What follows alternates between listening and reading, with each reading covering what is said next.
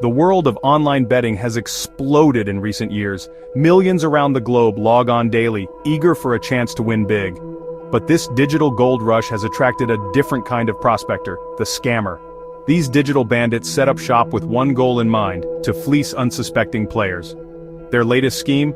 Aviator, a game that promises quick riches but often delivers only heartbreak. Kenya, a nation with a rapidly growing online betting scene, became a prime target for these Aviator scams. Unlicensed websites with names like Aviator VIP and Aviator 254 popped up like mushrooms after a rain. They lured in players with slick marketing and promises of easy money. But behind the flashy facade lurked a darker reality. These sites were rigged against the players from the start. Winnings were rare, and when they did occur, payouts were often delayed or simply vanished into thin air. Frustrated and cheated, Kenyan bettors began to speak out. Their complaints caught the attention of a government body tasked with maintaining order in the betting world, the Betting Control and Licensing Board, or BCLB. The BCLB, alerted to the growing problem of illegal betting sites, decided to act. They launched a full-scale investigation, determined to uncover the extent of the problem and bring the perpetrators to justice. Their findings were alarming. On April 29, 2025, the BCLB dropped the hammer. They announced the immediate shutdown of 58 illegal betting websites operating within Kenya.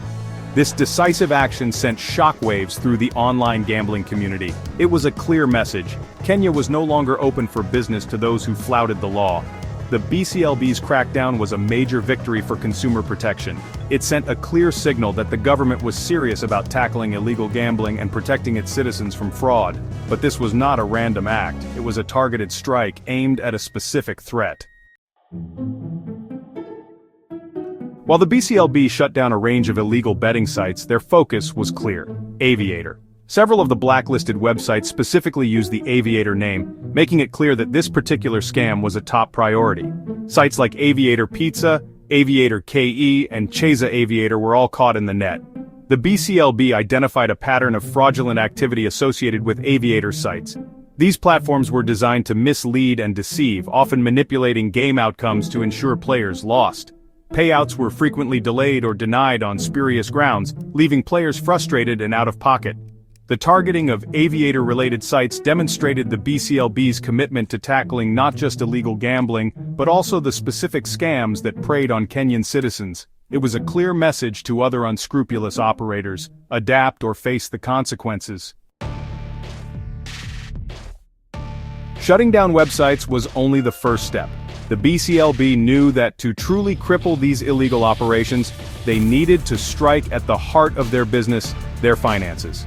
This is where Safaricom, Kenya's largest mobile network operator, came into play. Safaricom, through its popular M-Pesa mobile money platform, provided a crucial service to many online businesses, including betting sites.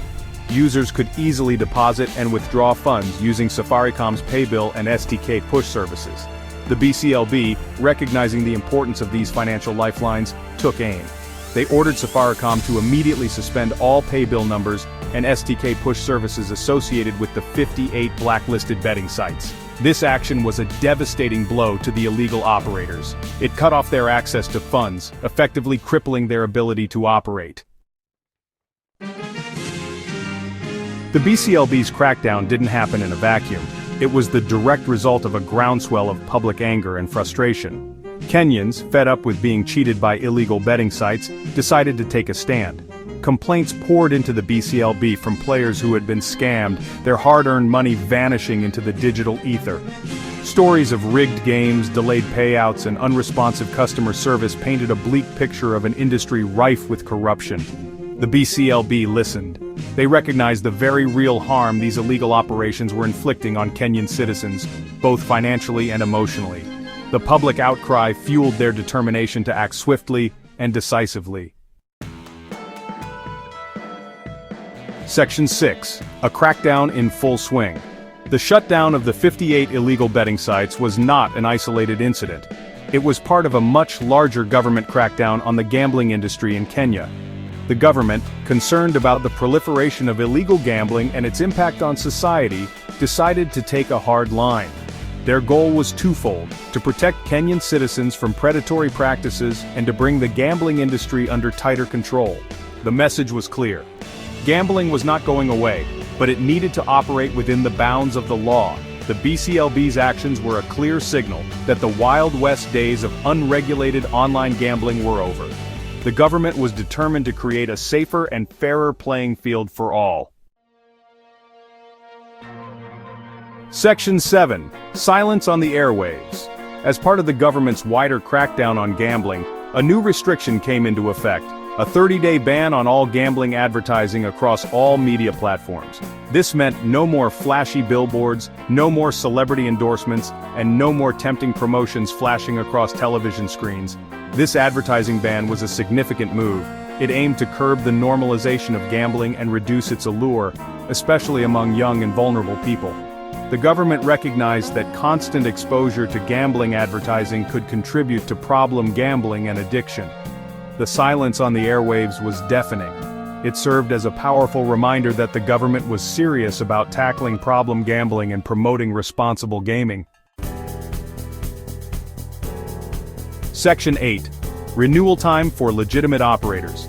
The crackdown on illegal gambling did not mean the government was shutting down the entire industry. Legitimate betting firms operating within the bounds of the law still had a place in Kenya.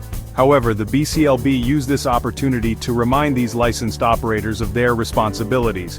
They issued a timely reminder that all existing licenses were set to expire on June 30, 2025. Renewal, they emphasized, would not be automatic. Operators would need to demonstrate their commitment to compliance and responsible gaming practices. One crucial requirement for renewal was clearance from the Kenya Revenue Authority, or KRA.